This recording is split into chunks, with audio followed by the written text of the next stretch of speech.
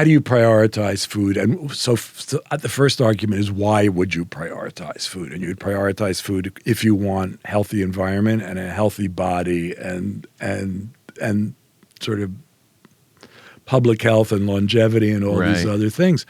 So if you agree, well, food is important, then what's the investment in food look like?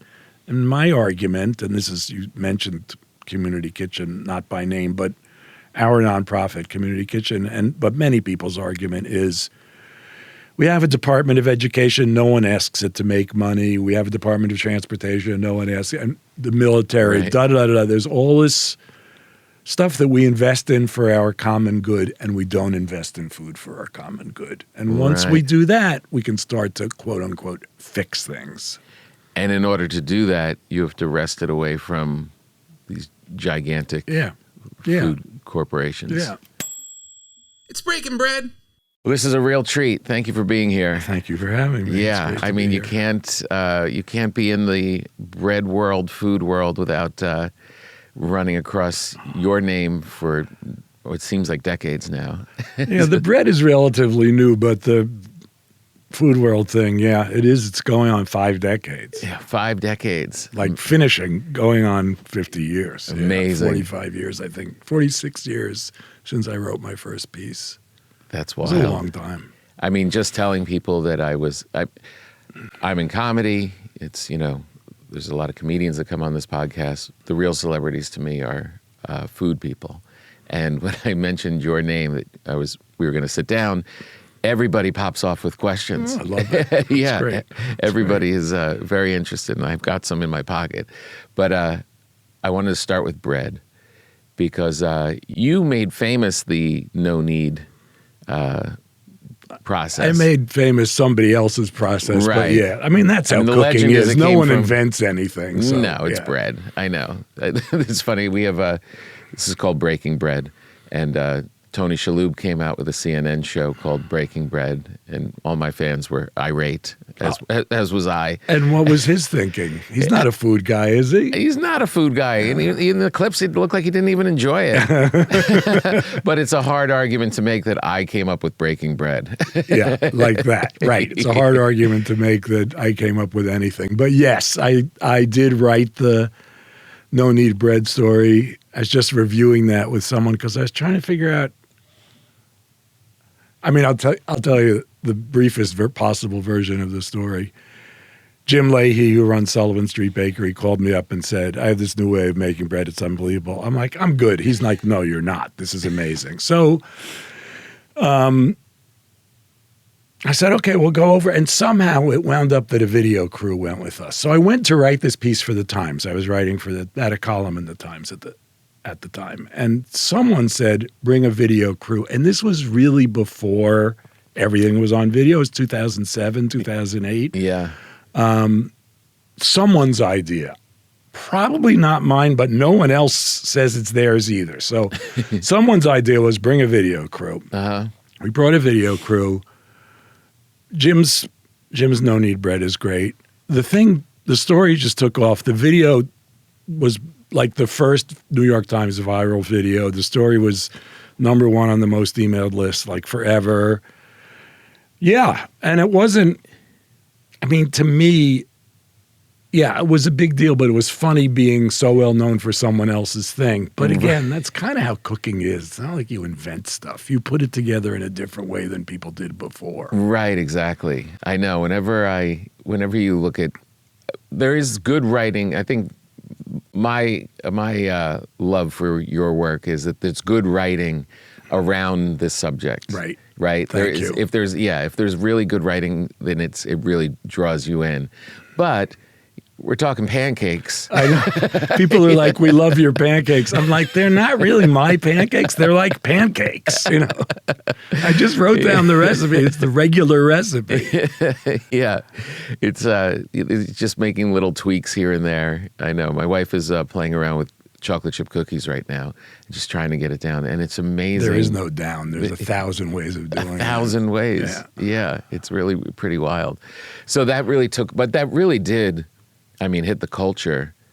And what has happened to bread since that time in these these artisan shops and people having appreciation for the wheat and all of it. It all got kicked off from that, really. Well, okay, we can say that was, I don't want to take too much credit. We can say that was a signal moment, and maybe it was, but COVID was important also because people were locked in their houses and they were like, well, what am I going to do? And they're like, oh, maybe I'll make some sourdough bread.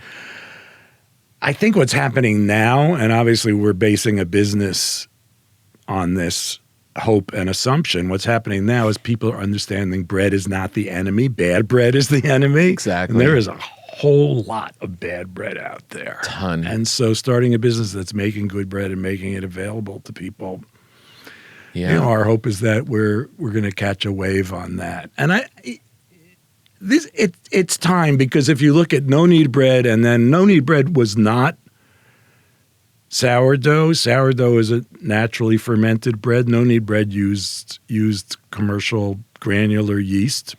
It was great for its time. We moved past that. Sourdough natural fermentation is a better way to make bread. It's better for your gut. It's better for people with allergies. It works better. It tastes better. All of that. And then the next level is really whole grain.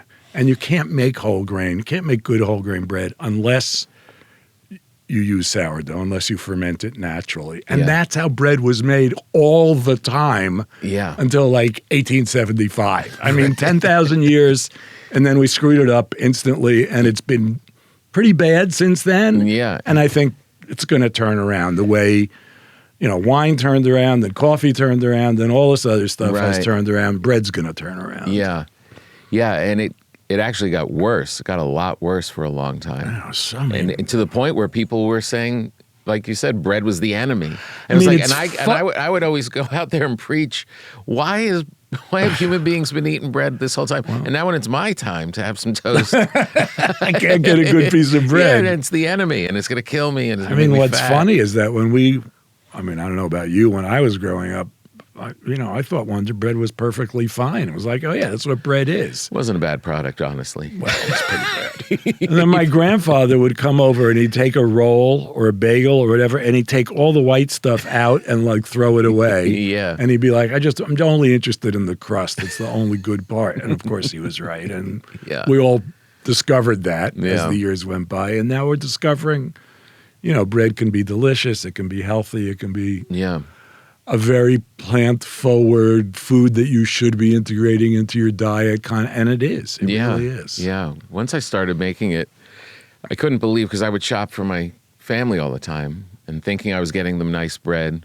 because of the wooden logo, and it looked like it was carved in country, and then 50 ingredients. Right. And then when I started baking bread, I was like, oh, it's like when you travel and you eat a real piece of fruit someplace, if you go to the islands or something, you're like, oh my, you don't want to eat it anymore.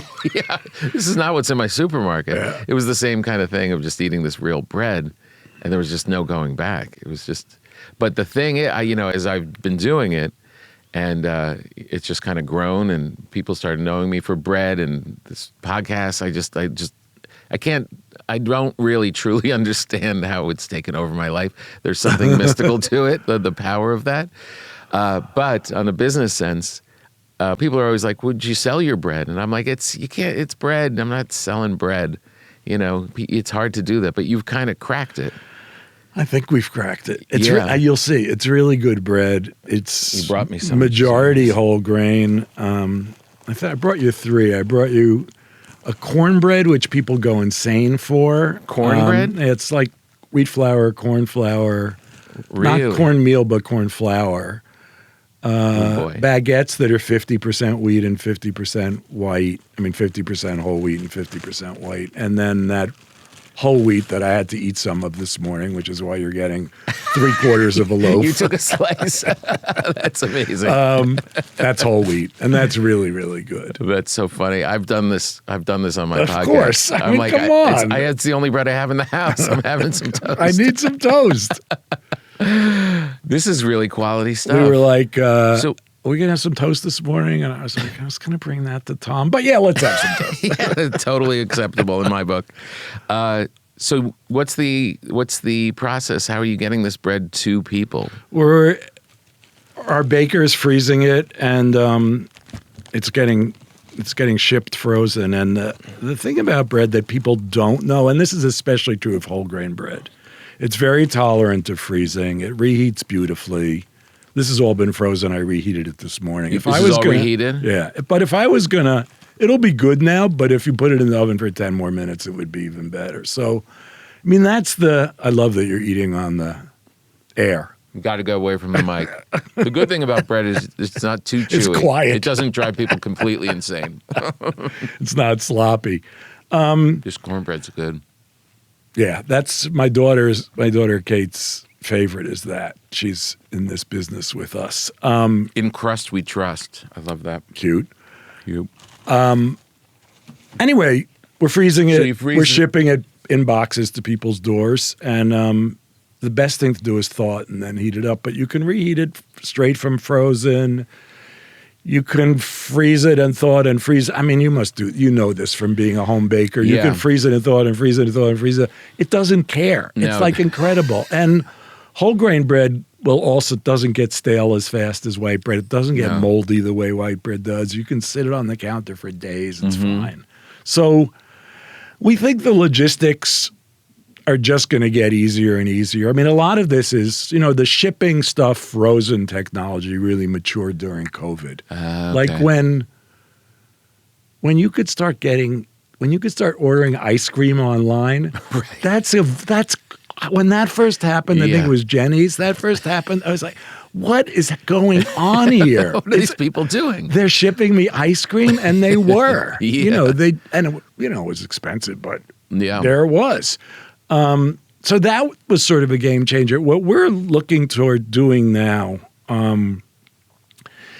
is really knowing where the wheat comes from, knowing who the farmer is, knowing where the wheat comes from, knowing what the wheat is, what variety it is, knowing the mill. We know the baker already, knowing the shipping process.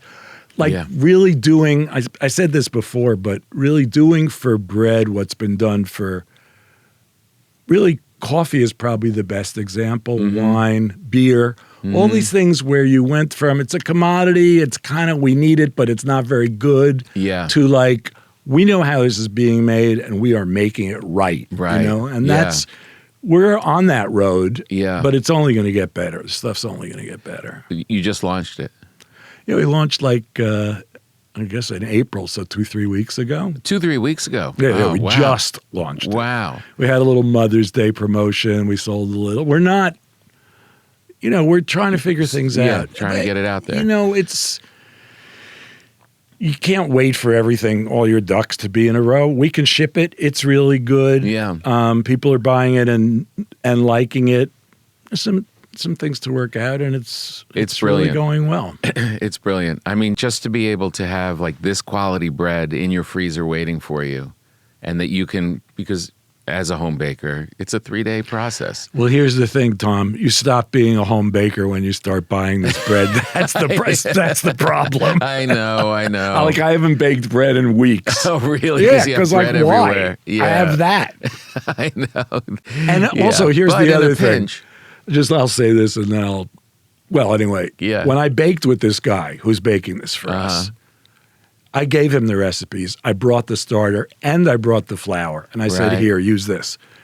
And he made my bread, quote unquote, bread, twice as good as I was making it. So then Really? I was like, okay, well, I'm out. I'm like, that's not what I do anymore. Why do you think he was able to do that? I mean, some of this is physical. He can read where the dough is at. He's like, a little more salt, a little more water, whatever. He can see those things. We can all measure to the precise gram, but you still need, like, one day this flour is going to absorb more water than another. One day it's going to behave differently. One day my starter is going to be livelier. And he's not doing it by rote. He can see this stuff. And even though he's producing hundreds, thousands maybe of loaves of bread at a time, he can see the batch. He can see what's going on there. And when he did it on a small scale with me, I was like, man, this guy's on a whole other level. Of course he is. I mean, of professional. course. He's a professional. I'm a home schlep home I know, baker. but when you're walking around home schleppy, you think you're pretty dialed in. You've been doing it a long time, right? People are complimented. People love it. That's why you're going to venture into spreading it. But it's like with anything else. When you can make a really good, I don't know, spaghetti matriciana, and then you go to somebody who's been making it every day for 30 years, 8 times a day, 20 times a day. It's like, there's just these things that people learn to see, Yeah. I mean, there is that process. Like when you first made your first loaf of bread and you first start doing it, and you just remember how sticky it was with all of your hands. You couldn't handle the flour thing. everywhere. And just from repetition, it all gets cleaned up and you're able to handle that same hydrated bread with no stickiness. Yeah. It's just purely time. Well, yeah, my first loaf of bread was white bread from Joy of Cooking with butter and milk in it, and it was a mess. And really, it was Jim. It was when we did the no-knead bread that I learned that more water, and it makes it less sticky because you've got it sort of slippery, and it does make it easier to handle. Right. It also makes the bread better. It turns out bread is like a gas bag of flour held in suspension with water, and that's what it is. And it's incredible that it's so good. It's insane. I mean, it's a reason why it's been talked about for all of human history. Do you ever read that? Was it the bread and what's the giant bread Bible? Bread Enthusiast or bread? Oh no, the something kitchen. You know what I mean? It's like volumes. No, I have not read volumes. Man, the science behind it. You know, these MIT guys, and they start getting into food, and they start going after like I look at that. It's almost like I'm a baseball fan. I love baseball. Fan. Yeah. I don't know everything about baseball. No, you're also a journalist, and what journalists do is they call people who know what they're talking about and say, help me figure this. I called someone the other day, and I'm like, all these people are saying, oh, I'm gluten intolerant. I'm using air quotes because it's not the same as celiac, right? People say I'm self-diagnosed gluten, and I can eat your bread, and it's fine. So I'm like, well, that's like, how people say, oh, I went to Europe, and I could eat the bread there, and it does. So I called someone who knows why that is. Yeah. And it's complicated, but it's real. Right. Like people who react badly to bad bread don't react badly to good bread. And I'm not saying it's only our bread. It's like naturally fermented whole grain bread does not react the same way in the gut as, Wonder Bread or white baguette or whatever. Yeah.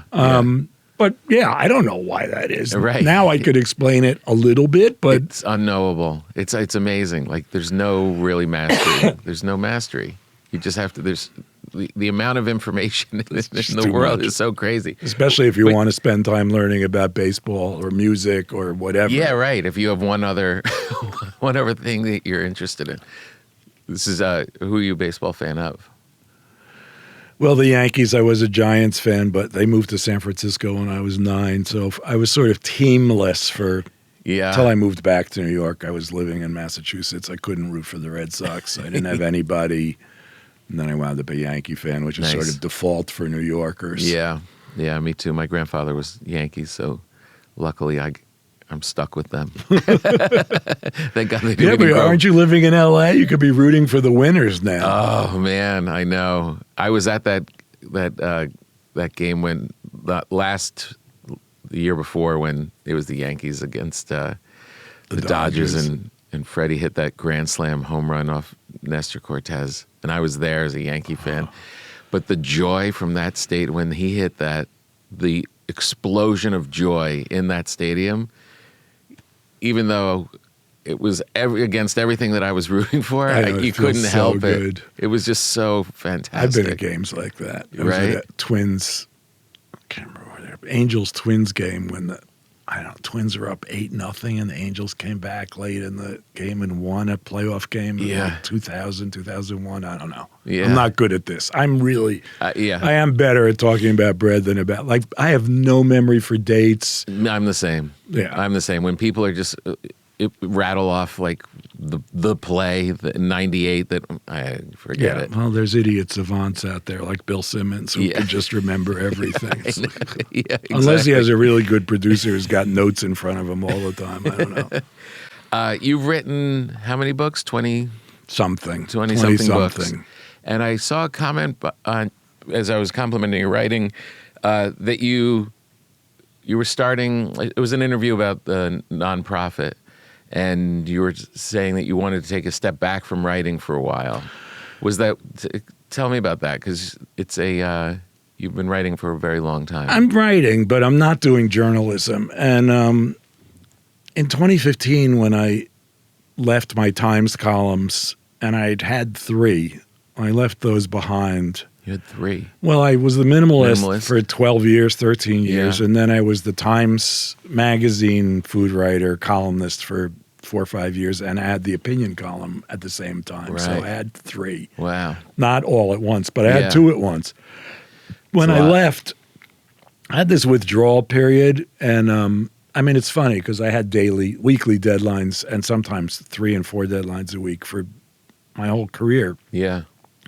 And then suddenly no one cared whether I wrote or not. And that took some getting used to. And I went through a period of writing because I wanted to, because I felt like it was a self-worth thing. Yeah. And that finally wore off. And I felt like journalism, I mean, more power to them, but it's not for me anymore. Yeah. But I am still doing cookbooks. I'm working on a memoir, and I think I have one other serious book left in me, and I'm not really sure what it is. But I wrote this book that's a history of food and agriculture, mostly in the United States, called Animal Vegetable Junk, and it came out in the middle of COVID. So, of course, like everything else, it sank like a what's the expression? Sank without a trace. Yeah. But I really enjoyed working on that, and I think it's well written. It's good. I'm happy about it. I'm satisfied with it, and I'd like to do something else. Like that. I mean, not. What about it was? Are you proud of? I mean, I did a lot of research, and I think put it together in a way that is in my what I hope is usual style, very straightforward, candid, muscular, it's sometimes said, which means you don't use a lot of flowery adjectives, adverbs, metaphors. I don't do that stuff mostly. I tend to write like I talk, which is semi-articulately. It comes out better on the page because you can fix stuff. Yeah, I hope. Yeah. But was it the subject, or was it the subject? I mean, it's fascinating. The history of agriculture, humans and food, is fascinating. And you know, I sort of blitzed through the first, I don't know, 200,000 years. Well, they do the first 200,000 years in seconds, but then the history of agriculture from 10,000 years ago until the real agricultural revolution, I cover that. And then the last couple hundred years, it's really been, you know, we ate locally according to what was available, according to our genetics and so on. We as a species did that for, you know, it's arbitrary, but let's say 9,800 years. And then the last 200 years, we completely screwed it all up. So how do we get to a place where we're eating what our bodies need and we're treating land the way land should be treated, and we're not, there's like, you could trace so many of the world's problems back to the way we handle food and our relationship with food. And most of that started becoming perverted with colonialism in the 15th, 16th century, and then accelerated with the Industrial Revolution. Globally or nationally? No, globally. But then from 1900 or so on, the United States led the way in screwing up food. We were the world leaders in screwing up food. We're number one. And we haven't screwed it up for everyone yet. But and sometimes I think, well, there are other countries that look at the U.S. and are like, well, we don't want to go down that route. But, you know, American agriculture is run by very powerful companies who would love to spread their products and their way of doing things around the world, and it's kind of an economic colonialism that is unfortunate. Let's say. Yeah. It's really. My sister runs a nonprofit in New Jersey called City Green, and they have local farms in Clifton, New Jersey. Where it used to be farmland. Route 46. Yeah, right there, right Grove Street and 46, and she's revived these farms. How cool! And provides food to Passaic and Patterson and learning gardens, all this beautiful stuff. But it is just being around her, as she's been doing this for 15 years. It's just you realize like what it was, like you're saying, and what it's become, what this food process has become. Like the idea that there were multiple farms like hers around that area and that everybody was feeding off of that. And now it's this unique nonprofit. Right. It's almost like a museum piece. Right. Right. And they're in there and they're making this stuff with the same soil and bringing these crops, and it's beautiful and tastes amazing.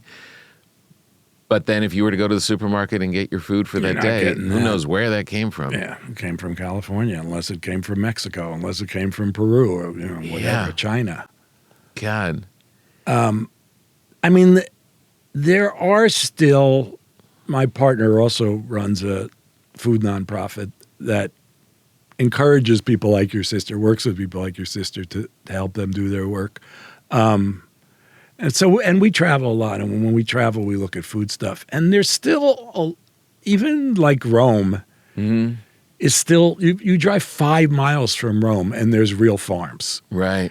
And there's still this, I don't want to romanticize it too much, but there are many cities around the world that are still ringed by farms and where at least some of their food is coming from within 50 miles away. Yeah. It doesn't happen in the States. I mean, it's starting to happen in the States, but we went so far away from that. Can it come back? Like you say, it's starting, and you do kind of feel that, and people are making those efforts in restaurants, and this is... Sure. I would say the biggest obstacle now is fairness of land acquisition, equity of land acquisition. And so many farmers have been driven off their land, and especially farmers of color, black farmers in particular, well, black and indigenous farmers in particular, but immigrant farmers as well, have been driven off the land or find it impossible to farm. And there are people who would farm if they could get land. So, it's a dirty word or a dirty phrase to say at the bottom of this, we need land reform. But if you're looking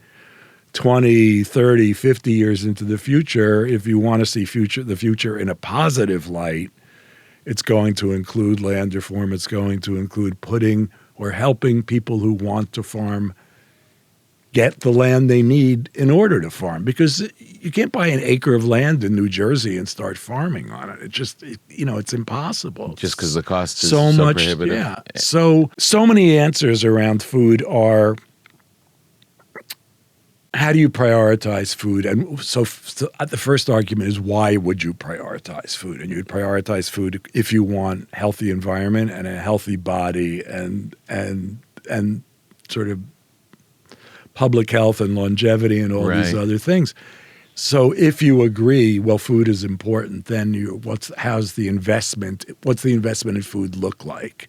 And my argument, and this is, you mentioned Community Kitchen, not by name, but our nonprofit Community Kitchen, but many people's argument is, we have a Department of Education, no one asks it to make money. We have a Department of Transportation, no one asks, and the military, There's all this stuff that we invest in for our common good, and we don't invest in food for our common good. And once we do that, we can start to, quote unquote, fix things.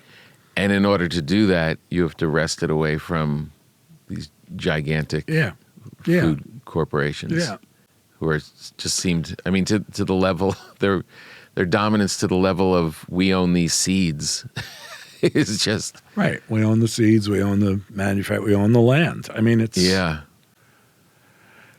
Is there a way to come back from that, or is it? There is, but it's the same. It's almost the same as everything else. I mean, I don't know how political you want to get, but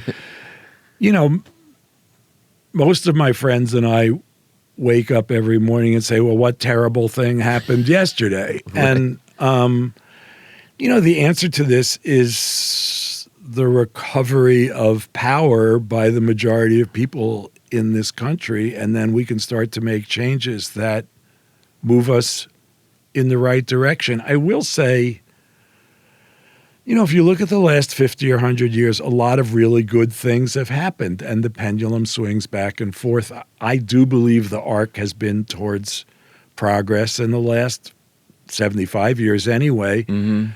That doesn't mean you're not going to have setbacks, because people who benefit from the status quo, people who don't want to see change, don't want to see true equality and fairness for women and people of color and blah, blah, blah. People who don't want to see that are fighting back, and that's right. the Trump administration, and that's what we're seeing right now. Certainly, as far as I can tell, the only good thing about the Trump administration is that it demonstrates that radical change is possible. So if radical change is possible in the wrong direction, then radical change must be possible in the right direction. It could be done pretty quickly. Yeah. I know. Yeah. Oh, the headlines. As soon as you said it, the headline from the Times yesterday was ending protection for public lands. I couldn't even read it. I was just like, ugh. There was something this morning. I was just like, no, say it isn't so. I know. But then I was reading some international journalism, and it's like, which is important, I think important to do, to read what other people are saying about the U.S. And they're like, well, now that the U.S. isn't doing this, now that the U.S. has opted out of that, now that the U.S. isn't protecting the other thing, everybody around the world knows that we're completely screwing up. I mean, it's not a secret. It's obvious to everyone somehow except for us. Right. Well, yeah. Or a lot of people recognize it but feel like we Powerless. just can't do it yet. Yeah. Can you imagine the day that you wake up and that name isn't in the paper at all? Well, hopefully this November will take us somewhere. Yeah. I'll tell you that I assume you can edit out anything you want to. So I have this cartoon sitting on my desk where this fortune teller is sitting with Donald Trump, and she goes, "The day you die will be a national holiday." And he goes, "Well, that's really cool. What national holiday?" And she says, "Any day you die will be a national holiday." Also, if you're not a member of the Patreon yet, you really should join. It's a great way to support the podcast. And we get extra bonus material. A lot of it's silly, a lot of it's fun, and we were really starting to grow that. We're interacting with the fans a lot more. So if you get a chance, go over to patreon.com, look up our podcast, Breaking Bread with Tom Papa, of course, and join up. It's a great way to support us and expand the community and have some fun. And that's it. Yeah, I'm just going to do the podcast now. How you didn't plan on this? No. You weren't right? You were a writer of a different sort. I still can't plan on anything. I wanted to write. I was doing community organizing when I was in my 20s, and someone said, "You want to work on our newspaper?" We had a little organization in Boston doing community organizing, and someone said, "Do you want to work on the newspaper?" And I said, "Yeah." And she basically said, "Okay," because I'm quitting, and then I was running this little newspaper. And so I got to write. I also learned how to edit and type and do photos and all of that. And then when it became time to try to, quote unquote, become a writer, I didn't really have a topic, but I was cooking a lot, and I tried writing about food, and it worked. Right. But it certainly was not a plan. And there was no plan from that. What do you think the alignment was? Well, I guess I have to preface this by saying modesty aside, but I'll try to retain a little modesty. You said that my writing was good. I think that in 1980, when I started writing about food, people who could really write did not choose to write about food. They were all writing about something else. So the fact that I could put together a sentence and a paragraph around the recipe made me unusual. Right. And now, there are great writers writing about food all over the place. But I think then, and you see it in How to Cook Everything. How to Cook Everything, 1,000 pages long, 1,000 recipes, 1,000 variations, whatever it is really a well-written book, and I'm pleased with that. Right. And so I could do that. Yeah. From the get-go, I could write pretty well about food, and I think that was important. And did it stir a passion for food at the same time you were doing it, or were you calling on something that was kind of in there? No, it was dormant. I don't think Did you grow up with I am working on this memoir, so I'm exploring these questions. There's no answers. Why do I like fish? Oh, I went on a school trip to Fulton Fish Market when I was 10. Why do I like, and it's like, no, these aren't good reasons. Reasons are tricky. They're like granular and compounded. And so I was writing about food. I really liked cooking. Then I needed to find more material to write about, so I cooked more and better and differently, talked to people about it, went and cooked with other people, sold more stories to more important publications, had more freedom to write about the stuff I wanted to write about, had more freedom to go like, oh, I want to learn about Korean food. I'll go cook with some Korean people who are interested in cooking with me, write about that. Oh, I want to learn about Italian food. I'm going to go to Italy. Just compounded. And then, was... It's cool. I mean, that discovery is that you were discovering it simultaneously while you were creating.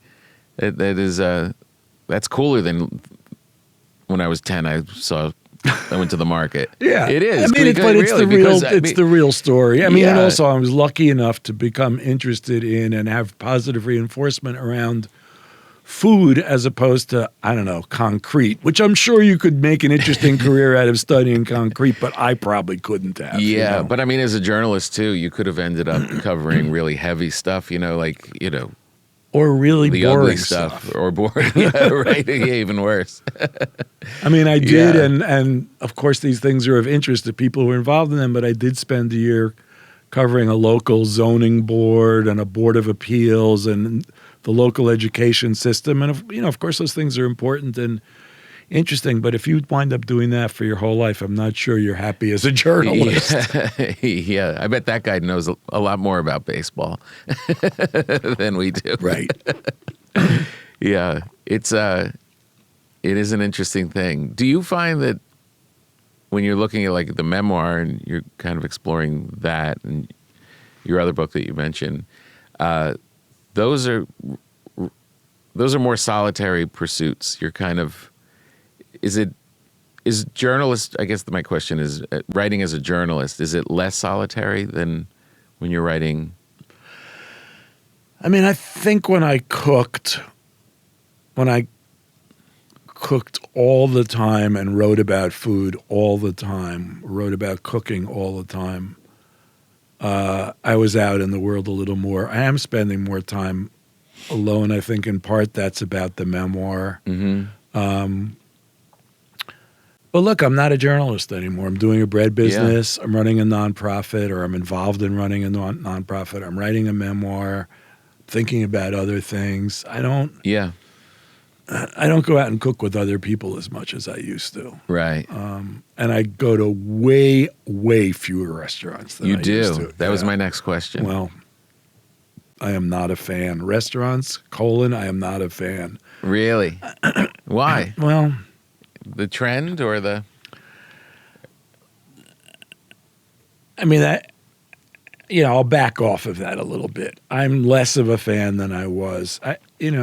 We did Community Kitchen because we wanted to show what a restaurant might look like if it looked like it was doing everything right. And there are people who are trying to do that. But the way things are set up in the United States, you can't make money in a restaurant and do things fairly at the same time. You can't source well, pay your workers well, cook great food, and make the food affordable all at the same time. It's not, and make a profit. It's not possible. Really? So we set up this nonprofit to say, look, if you're willing to lose money, you can do all of those things. Right. Source great food, cook great food, treat workers well, make the food available to everybody. You can do it. You just need money. It goes back to why there should be a subsidized Department of Food, the way there's a Department of Education. Yeah. So I feel it's like antithetical to the way I want things to be, Yeah. but they're also more expensive. They're more annoying. They're more precious. There's fewer Yeah. mom and pops that are really, really fun than there used to be. Yeah, I know that's really missing. You know, That's there's really the missing. chain stuff. I mean, when we talk about restaurants, we think about, there's this cool chef who blah, blah, blah. But, I don't know what the number is, but it's got to be 80 or 90% of restaurants Yeah. are chain restaurants. Right. They're Applebee's and McDonald's and Yeah. Papa John's and all of that stuff. And, you know what you're Yeah. getting there. Yeah. We don't even have to badmouth it, but Right. they're not sourcing well. They're not treating workers well. They're not cooking great food. It's often inexpensive, although even that, it's not as cheap as it used to be. In the mom and pops or just the one-offs, what is the thing that gets sacrificed first? I mean, they have to find rent that they can afford, but what gets sacrificed is their bodies because they're exploiting themselves in a way, Right. and their relatives and whoever, I mean, look, it's one thing to mistreat workers who are coming hoping for a decent job. It's another thing to mistreat your nephew or your mother or whatever, which is like what people do in a mom and pop restaurants. They're exploiting themselves. It's hard work. It's really hard work. It's really hard we were work. just sort of in our neighborhood admiring these people who were like in Midtown Manhattan. Yeah. Running mom and pop restaurants. Like, how are you people doing this? The It's hours, yeah. It's like 10 in the morning till 12 at night. God. The crowds and then the lack of certainty, the whole thing. It's hard. It's really hard. When I started baking and touring around, and I would visit bakers and stuff, and I kind of went into it like, yeah, maybe one day I'll do that. A bake shop sounds so cute, and you see these people just Getting up at in there 3. 2 in the morning, Yeah. and just I would always naively walk in and see a case filled with pastries and think, oh, isn't this nice that these are here? No, how did they get here? Somebody was in here in the dark, Right. ignoring their family, making I these. think it's one thing if it's you. It's like, I'm opening a bakery. I'm gonna. Right. I don't know. It's another thing when it's a business and It's where hard. are we cutting corners? Well, we're either not buying the ingredients we'd like to buy, or we're not paying our people well enough. Yeah. Or if you're lucky, maybe you have a cheap rent and that sort of helps you get started. Yeah. It's what we were talking about with home cooking. There's so many iterations that a generalization is very dangerous. Yeah. Generalizations are really dangerous around this. But Yeah. This is cool though. This is called Bittman bread. Bittman's, yeah. Bittman's. To be able to do this and provide and give people this great stuff without having to be there at 2 a.m. and see people face to face is pretty great. Yeah. We had this great down at the Jersey Shore where we spend time with family. There was this great seafood place. It was a takeout place, jammed. I mean, just flying, it was great. And they Fried clams kind of thing. Yeah, clams, and you can go grilled jambalaya, or you could have like just the fried stuff. It was just a staple, and they're closing down after like 25 years. And the farewell on the website said something to the effect of, we're closing down. It was a wonderful experience. We loved feeding you and interacting with all of the people in the community. Well, most of you. That's great.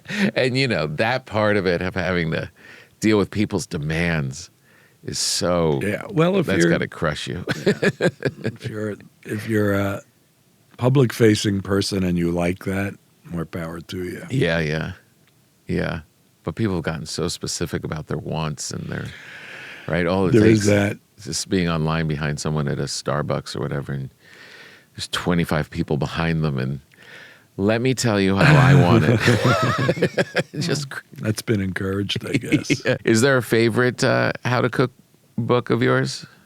How to cook everything? Well, it's got to be the original. I mean, Yeah. My heart and soul was into that. How long did it take to do that one? When I was working I was working by myself on that for the first 2 years, and so 2 years of cooking, researching, writing. That was very solitary. Yeah. Very, very Oh, solitary. really? And then You didn't have people around you that you were doing all that with? Really? I had a Xerox machine, I had a computer, I had a telephone. But then it's a very long story, which is told in a number of places if anyone cares. But but then I turned the manuscript in, and there was a new editor, and she said, "What do I need to know?" And I said, "Well, you need to know we have this gigantic manuscript that I think could make a pretty good general cookbook." And no one had written a general cookbook in a while. But it's a mess. I mean, I'm like lost here. I was overwhelmed by the stuff that I had generated. And she was great. No harm in thanking her. Even now with Jennifer Griffin, she was fantastic. Yeah. And it was the days when publishers were supportive. We hired another editor, Jack Bishop, who was a friend of mine, and the three of us worked for 6 months sort of going over this thing, page by coincidentally 25 chapters. So we took a chapter a week for 6 months and just went over every single thing. And that's when we came up with the idea for sidebars and for lists and for more variations and for all the things that makes How to Cook Everything the sort of amazing book that it is. Yeah. And after that, I've had a collaborator, Carrie Conan, who has done a great deal of the work. But the template, was set in the mid-'90s, the mid-'90s. And so Right. that's 30 years now, and everything has sort of, it's pretty amazing because I got the column in the Times and I thought, well, nothing could be better than this. And I started writing, and then How to Cook Everything came out and like won every award and sold a zillion copies. And that turns out that's what I'm going to wind up. That's going to be the first line of my obituary, Right. is How to Cook Everything, which is fine. There's certainly nothing wrong with that. What was it like working for the Times? Was it? I mean, I was a kind of pimple on the elephant's butt. I mean, I wasn't like an integral part of the paper. I got to do what I wanted to do. The column was really popular. Everybody was happy about it. Yeah. And it wasn't all me. Obviously, there are editors involved and later on photographers and videographers and everything. But that was also a little less solitary, but it was me coming up with a recipe every week. And I did it for 13 years and I never missed a deadline. Wow. That's kind of cool. That is And cool. I had great editors and great collaborators. And because it was the Times, I had access to, like, if people took my phone calls. Right, yeah. And then when I left that column and did the opinion column, that was also, I thought, okay, now I'm going to really change food because I have this platform and I'm going to write about what I want to write about, how people are going to pay attention. And that turned out not to be exactly the case, but it was really interesting. And Interesting how? well, I did get to tackle some of the things that we've talked about here today. I got to tackle the real issues in food and to write about them. And this was only, well, now it's more than 10 years since I stopped. Uh-huh. When I started 2008, 2007, 2008, started writing seriously about food for the Times, very, very few people were doing that on a national platform, and certainly no one was doing it for the Times with any regularity. And it really was, I didn't invent those issues. I didn't invent the positions that I took on those issues. I mean, sometimes they were mine, but more often I was acting kind of as a voice for people who were struggling to improve the food system, and I got to do that, and that was really cool. It is cool. 'Cause it seems like your story, you kind of had that community kind of, I don't want to say, I don't know what your hair was like back then, but a little bit more of a hippie attitude, and that you were able to like get that platform and still talk about things that were meaningful. And all of that's true. Yeah. My hair was short, but it was long 50 years ago. Yeah. that had to feel pretty great. Yeah, it did feel pretty Yeah. great. It was also frustrating because not everybody reads your column, and they say, when are you going to write about bread? And you say, well, I wrote about bread last week. Yeah. Or they're like, we agree antibiotics should be out of the food supply, and nothing would happen. Sure. Or we agree people should have access to land, and nothing would happen. But you're beating the drum, and then other people And other start people beating it. now, other people are doing that. I don't have to do it. I think But it's there's- really sad that the Times does not have a person writing about this regularly. Yeah, I was just going to ask. I don't think there is, right? No, There's nobody. there wasn't before, and there wasn't after, and I think it's a mistake. But Yeah, that's interesting. no one asks me what I think. You're Right. asking me what I think. Yeah, I care. So did you have an office? Did you go in every day? I did. I actually, That's it was, cool.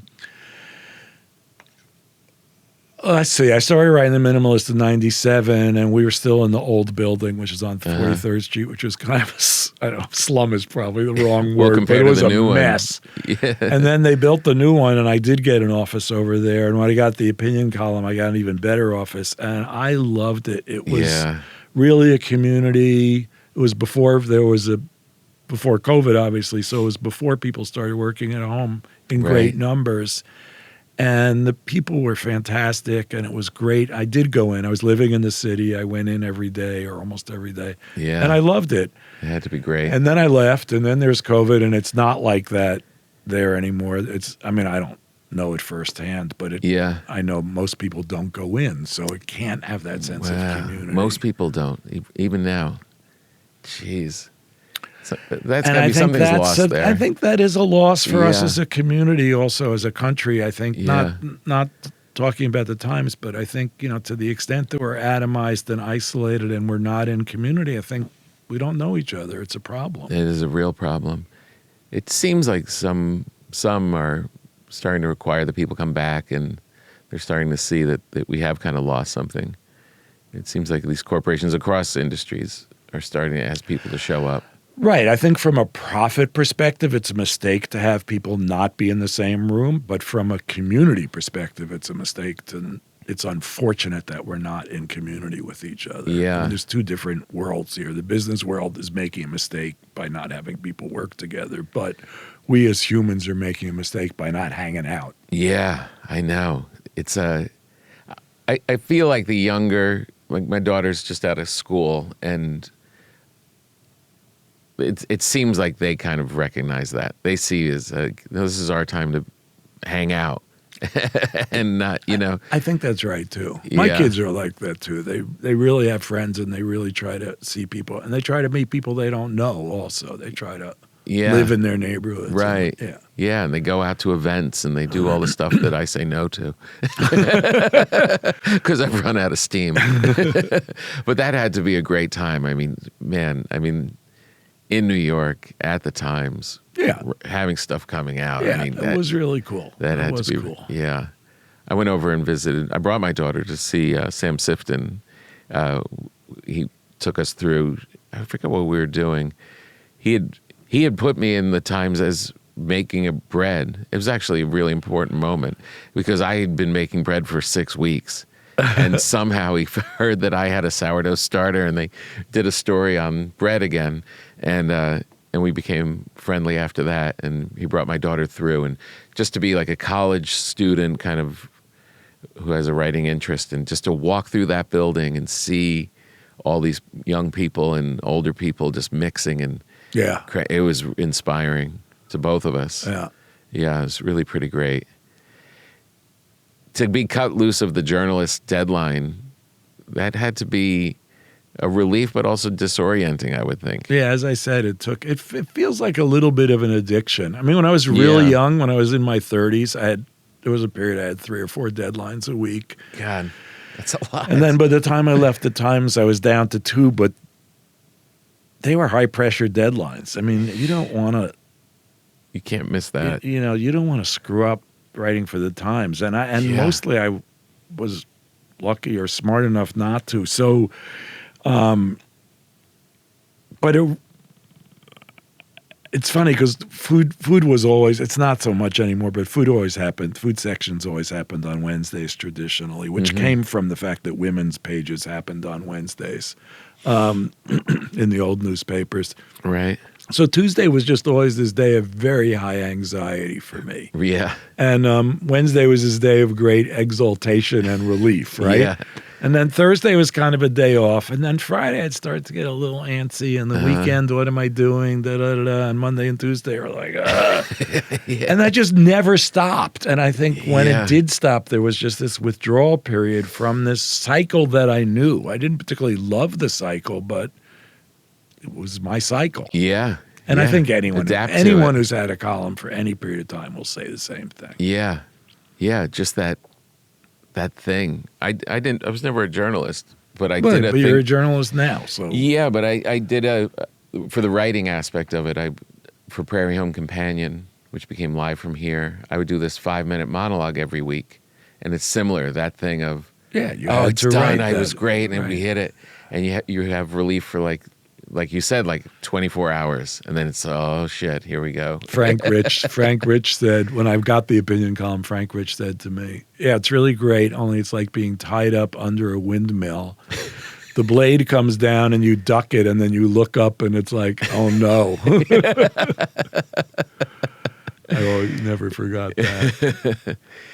So you've been on this journey of kind of, in a way, just writing about it culturally and cooking and food and this kind of thing and exploring, and then you start to get into the weeds of what is all of this and the positives and negatives, and a lot of negatives of how do we right the ship. Right. Where's your head now? Are you hopeful? Are you? Well, yes, I'm hopeful. There's days that I despair, but there's days that I'm hopeful. I do think food is a particularly strong example of things going wrong and not going right again. But I think the big picture is that many things have gone right. And if you're looking at women's rights, or you're a gay person, or you're a person of color, and you look at your life compared to what your life would have looked like 50 or 75 years ago, I think those trends have been in the right direction. It's not an easy life for a lot of people, but public health has made advances, longevity, et cetera, et cetera. The world is probably a safer and better place than it was for most people, especially given that we're now supporting, 8 billion people or whatever the number is. So when I was a kid, it was 3 billion. It's a lot more people. So It's a lot more people. I think if you look at food, there's a reason to be hopeful, but there's really reason to think, God, this is bad. I think about that every day when it's lunchtime, and I think about there are 8 billion people looking for something to eat right now. Yeah. How do you do that? How does that work? Yeah. Well, I do think people are more conscious of the fact that that food needs to recover from this place that it's been forced into, this really bad situation. And I think more and more people recognize that. More and more people who are working on that, your sister, the people my partner works with, the people I work with, people are saying, look, we can't right now. It's very hard to change policy right now because of the federal situation, but we can set up models for how things ought to look when they look better, and people are doing that. Right. So there is reason to be hopeful. It's just Right. not fast moving, and I think, we're not going to unpack the mysteries of the universe here, but if we're lucky, we have 50, 60 years as adults who have functioning mentalities, and things change slowly. Yeah. So our perception of things is very, very, it's fragmented and it's limited and it's hard, and change happens over decades and centuries and millennia, and it's just hard to see what the big picture is and hard to know what things are going to look like even 10 years from now, let alone 50 or 100. Yeah. It is interesting. It's fascinating, Because but it's just frustrating like you said because earlier, you want to know. Yeah, but it's also interesting, like you said earlier, it's like things can change really quickly. You can have something like change tomorrow. Right. But then those big arcs. I mean, if you knew 3 years ago what was going to be happening, A, you might have moved out of the country. Yeah. B, you could have made a lot of money, and C, you'd be a genius because no one foresaw all of the changes that have been made in this country just in 2 years. Yeah. A year and a half. Year and a half. Insane. I can't wait to be bored again. Right? Yeah. When it wasn't like the dominant thing on your brain. Unless the dominant thing is things moving in the right direction, which could happen even in my lifetime. It could still happen. So I do have hope of that. No, that's good. That's good.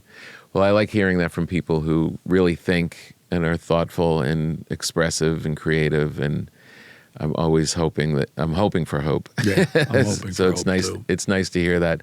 I look forward to your memoir.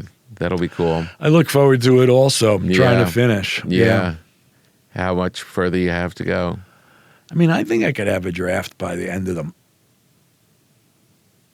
You want to I was say gonna month, but you're stopping. okay, end of June. I think I could Maybe have the end a of the summer. solid draft by the end of June. No, I want to be finished with it by fall. Yeah. I think it's in really good shape right now. I've been working on it for years, so That's great. I think it's at a finishing point now. So. Yeah. Oh, that's great. That's fantastic. I want to read the other book too.